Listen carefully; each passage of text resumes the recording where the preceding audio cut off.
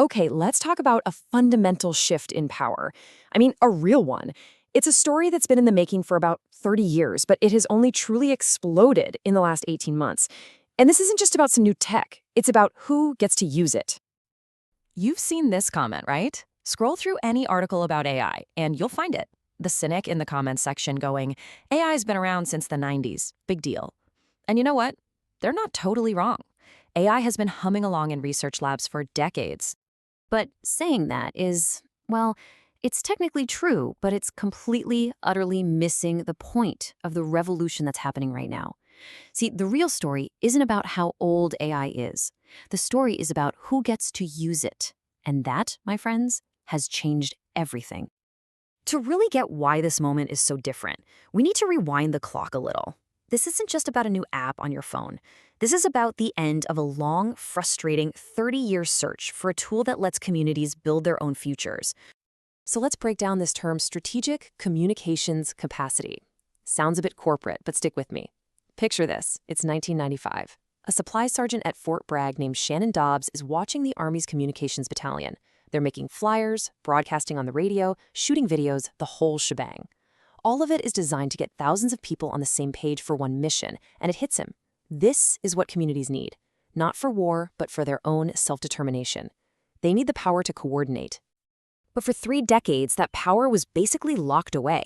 For nonprofits, for local organizers, for anyone without a massive budget, it was just out of reach. Why? Because you needed a ton of expensive gear, you needed to master complicated software, and you needed years of training. You couldn't just have a great idea. You had to also be a coder, a graphic designer, and a video editor, or you had to hire them. The wall was just too high. And then, about 18 months ago, the entire game flipped upside down. And it wasn't because the AI models got a little bit smarter. No. It was a breakthrough that has nothing to do with processing power and everything to do with just talking. This right here is the heart of it. The revolution is not the AI itself, it's the fact that we can now access it using natural language. We can just talk to it. The barrier of having to learn a technical language, a syntax, a code, it's just crumbled. It's gone. And this slide just lays it out so perfectly. I mean, look at this. Before, if you wanted to make a video, you were looking at learning Premiere Pro, buying cameras and mics. Now, you just describe the video you want. Need an app to help your neighbors coordinate something? Forget hiring expensive developers. You just explain what the app needs to do. The power has literally shifted from the person who knows the code to the person who has the idea. So, what does this actually mean for you? Or for a student in a classroom in Trinidad or Kenya? It means that right now, anyone with a smartphone has a complete, professional-level creative studio. And it's right there, in their pocket. And this is not some sci-fi future. These are real tools you can use today. With Veo, you can literally direct a cinematic video just by typing a description. With Notebook LM, you can upload your research docs and have it generate a professional podcast script. Gemini is like having a research assistant and writer on call 24/7. ImageFX is your graphic designer. And Flow can build you a working app just by having a conversation. This is an entire creative suite. And this slide, this says it all about the economic shift. What's the cost for this entire suite of professional-grade creative tools? Zero. Nothing. Not a free trial that expires. This is a complete democratization of the tools of creation, and it's available to anybody with an internet connection. Look, we've all heard the promises about tech changing the world for decades, right? But this time really is different. The big takeaway is that the bottleneck for action is no longer technical skill.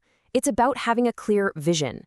It's not about knowing how to code, it's about knowing what you want to build. Okay, so everyone has a production studio in their pocket. That's incredible. But so what? What is all this creative firepower actually for? What problems can it solve? This is where we connect this abstract idea of technology to the messy, complicated real world. Let's make this super concrete. Let's go to Trinidad. The island has a huge problem with waste, but that problem is also a massive opportunity. The key to unlocking it all, this new communications capacity. Think of it as the zero layer. It's the foundational stuff. It's the ability to tell the story and get everyone on the same page before you ever dig a hole or build a building. It makes everything that comes next possible.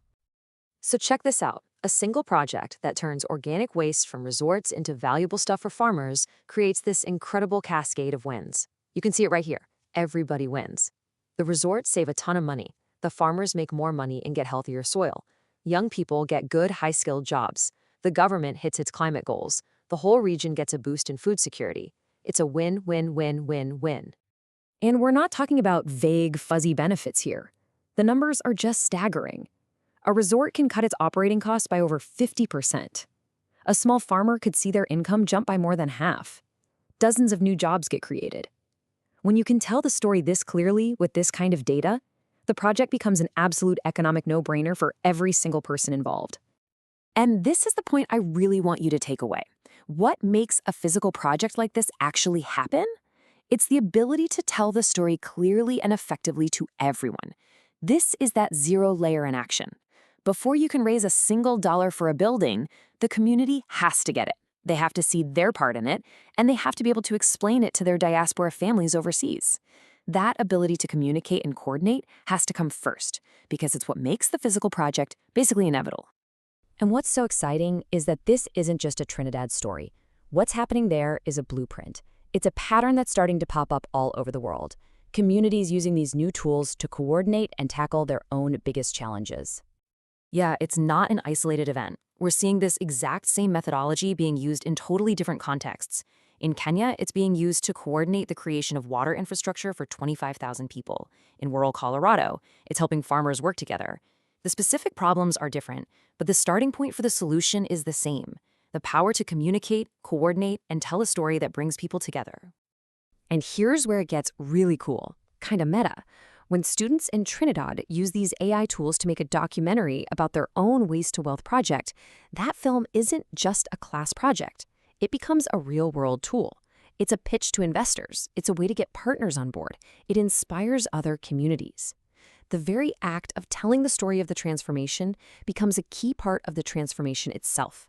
The process becomes the product. So I really want to leave you with this question, because this isn't just about AI or some cool new tech. This is about a whole new era of possibility.